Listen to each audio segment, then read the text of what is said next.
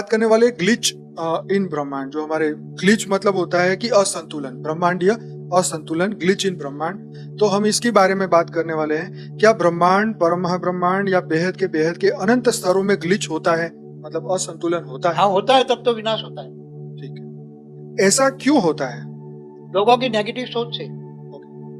उस देखो ग्लिच ऐसा क्यों होता है, एक बात बताओ। जब कोई भी धरती बनती है तो वहां कोई भी आत्मा आती है धरती पर, तो उसका एक रूल्स बना है, नेचुरल लॉ, कि जो भी मनुष्य बनता है उसकी ये 5 तत्वों की, क्योंकि आत्मा शरीर लेती है, शरीर को धारण करती है, तो शरीर हवा पानी खुराक से चलता है ना।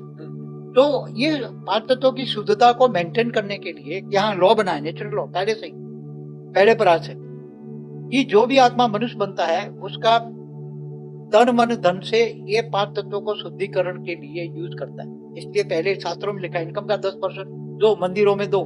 मंदिर बनेंगे, मन की पवित्रता होगी तो वायुमंडल शुद्ध बनेगा।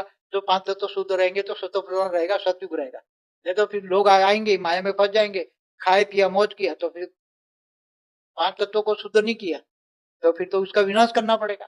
तो ऐसी हालत है, लोग कायदा नहीं, नेचुरल लॉ नहीं समझते ना। अपनी तन मन धन की शक्ति से 10% पावर, ये 30% इनकम टैक्स भर देते हैं सरकारी, मगर 10% नेचुरल लॉ नहीं देते।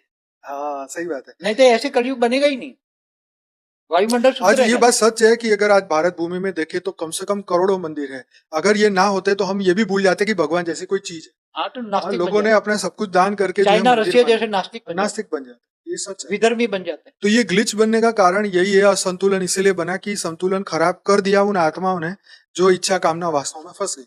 ओके, तो उस ग्लिच का हमारे स्तर मतलब मानव लोक या स्थूल जगत पर क्या प्रभाव पड़ता है? तो ये मृत्यु लोक बन तो जाता वायुमंडल मृत्यु लोक बन जाता है। फिर उसका अर्ध प्रलय, प्रलय, कल प्रलय, महाकाल प्रलय करना ही पड़ता है। सभी का वायुमंडल जो उपभोग करते हैं वायुमंडल को, चाहे मनुष्य हो, देवता हो, चाहे कोई भी हो, तो फिर वो आत्मा की परम लाइट की कैपेसिटी डाउन हो जाती है। आत्मा 100 कला से 0 कला में आ जाती है, तो विनाश हो जाता है। है। ओके, क्या सूक्ष्म जगत में जब सकारात्मक और नकारात्मक ऊर्जा या आत्माओं के बीच संघर्ष होता है तब ये ग्लिच होता है, ये असंतुलन? असंतुलन तो ये राक्षस बनाते हैं ना, सतयुग में भी नेगेटिव फैलाते हैं, तब विष्णु का अवतार होता है।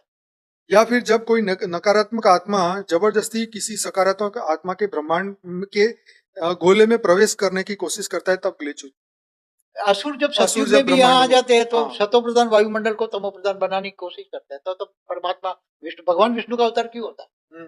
यदा यदा ही धर्म से ग्लानिर्भवति भारत अभ्युत्थानम् अधर्मस्य तदात्मानं सृजामि।